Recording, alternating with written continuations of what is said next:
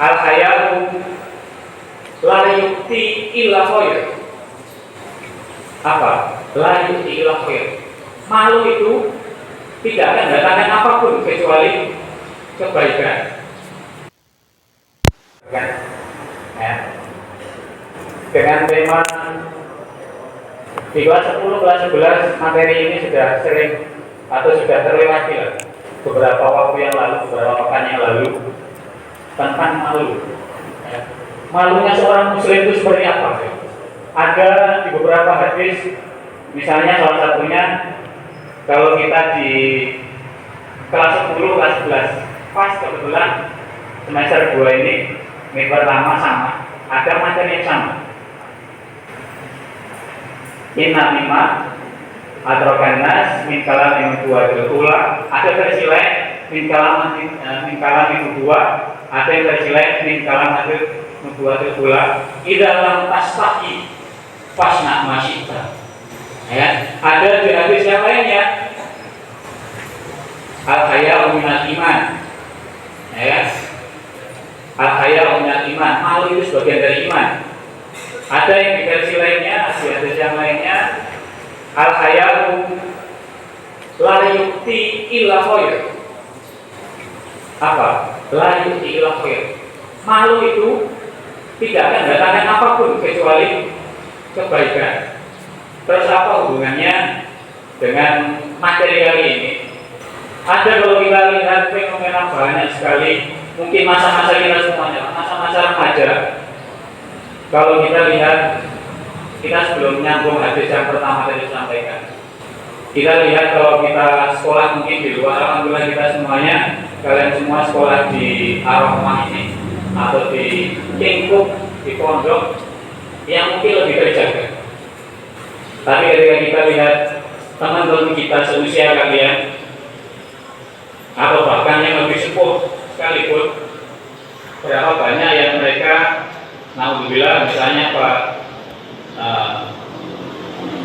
perilakunya seperti ya, kelihatannya sepele kan. Ada lagi yang terbaru sekian waktu terakhir ketahuan kegerebek, alhamdulillah zina di kafe. Ada lagi kapan hari ada info dari teman-teman beberapa guru itu, ada yang di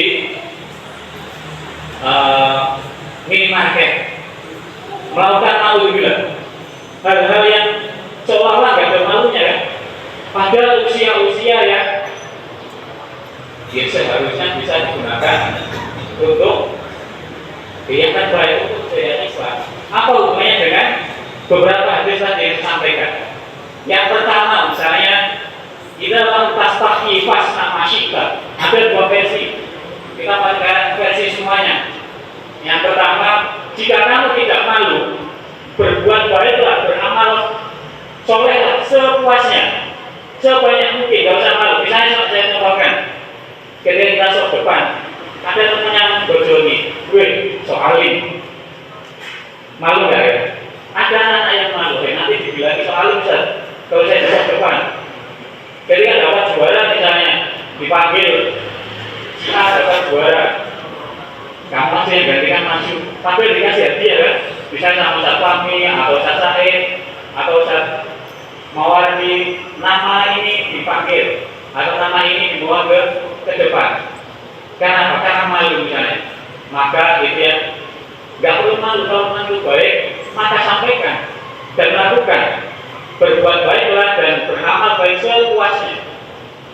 Tapi ada yang versi dua. Jika kamu tidak punya malu, berbuatlah sekamu. Apa artinya? Berbuat maksiatlah, alhamdulillah, sepuasmu. Berapa banyak orang terlena seperti itu? Kalau kita lihat, saya contohnya di awal tadi, ada alhamdulillah ketika bermaksiat di minimarket misalnya, atau di kafe, ketika ketahuan lebih malu lagi, ya kan? Betapa besarnya malunya ketika sudah nyampaikan seperti itu. Terus apa peran kita sebagai generasi muda Islam? Apa diam saja ketika tadi ada perbedaan? Kenapa harus malu? Misalnya kelas 12 dipanggil, saya atau saya cari. Takut karena apa? Kalau memang salah wajar takut. Tapi kalau memang benar, nggak merasa bersalah dan nggak ada kesalahannya, kenapa harus maju mundur? Nah, ya. Ada lagi yang perlu dikuatkan lagi. Ada ala saya minal iman. Nah, ini bentuk keimanan, tingkat keimanan kita di situ. Ujiannya di situ ketika tadi menjelaskan di dalam pasna kita, kekuatan iman kita sebagai seorang generasi Islam, generasi muda Islam, maka nggak pantas ketika kita nyebut al-haya'u minal iman terus kita nggak turut berperan aktif. Apa bentuknya? Kalau kita memang punya iman, ya seharusnya apa? Jadi berperan aktif. Nagur ketika ada teman yang salah, ketika di kelas misalnya rame aja, ya maka tegur. Minimal bentuk paling minimal. Kalau bisa berbuat banyak, tegur di KPKB. Yang berbuat maksiat, mohon maaf, cikokan di tengah jalan. Ada lagi ketika kita lihat di sosial media, seolah-olah nggak ada malunya, lewat siapanya. Kalau kita mau positif tinggi, ya mungkin suaminya atau istrinya. Tapi kok bilangnya seperti itu, masih kalau dari sisi usia kok masih pakai baju abu-abu putih, jangan-jangan, nah, maka kenapa nggak berani? Ya, terus kita lanjutkan lagi pada hadis selanjutnya. Al-haya'u la ya'ti illa qaul. Ya. Malu itu tidak akan mendapatkan sesuatu apapun kecuali kebaikan. Maka lakukan. Malu bagus, tapi harus tahu porsinya. Kalau malu berbuat baik, malu bilang. Kalau kita di lingkup arafah ini, wajar malu. Ya, kita pakai versi yang bagus. Terus apalagi yang malu-maluin? Siapa yang malu-maluin? Ada orang-orang mungkin di antara kita ada yang berlaku seperti itu. Apa? Dari kamar mandi, untal-untul ke lemarinya, pakai masih mendingan ketika pakai handuk masih hitungannya sopan. Tapi kalau pakai CD aja, untal-untul. Ini sebagai introspeksi untuk yang terbiasa untal-untul. Apa hubungannya dengan al-haya'u la ya'ti illa khair? Karena arti sebenarnya arti kaya, arti malu itu sebenarnya meninggalkan kejelekan apapun itu.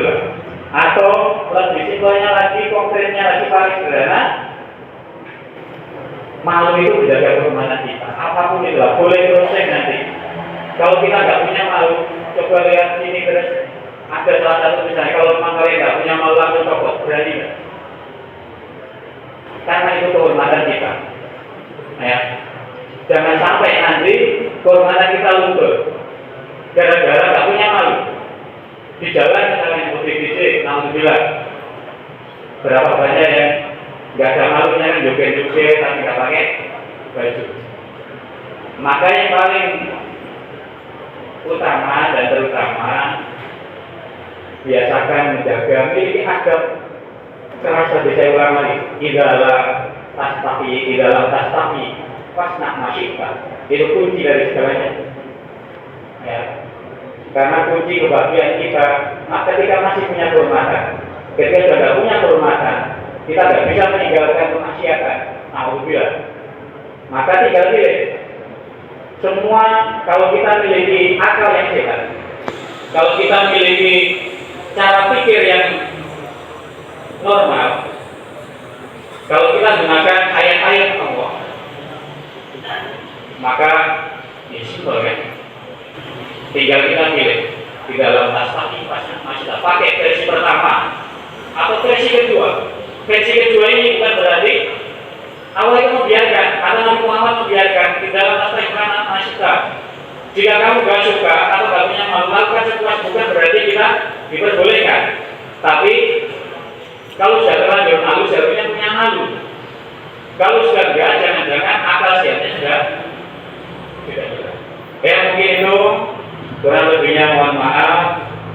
Semoga kita semuanya terhindar dari sifat-sifat malu yang memalu-maluin, malu-malu yang memalukan, dan kita tetap dijaga dengan sifat-sifat malu yang dibenarkan oleh Islam, oleh guru-guru kita, oleh profesor kita, tentunya dengan malu-malu yang benar. Dan kita bentuk dakwah kita, bentuk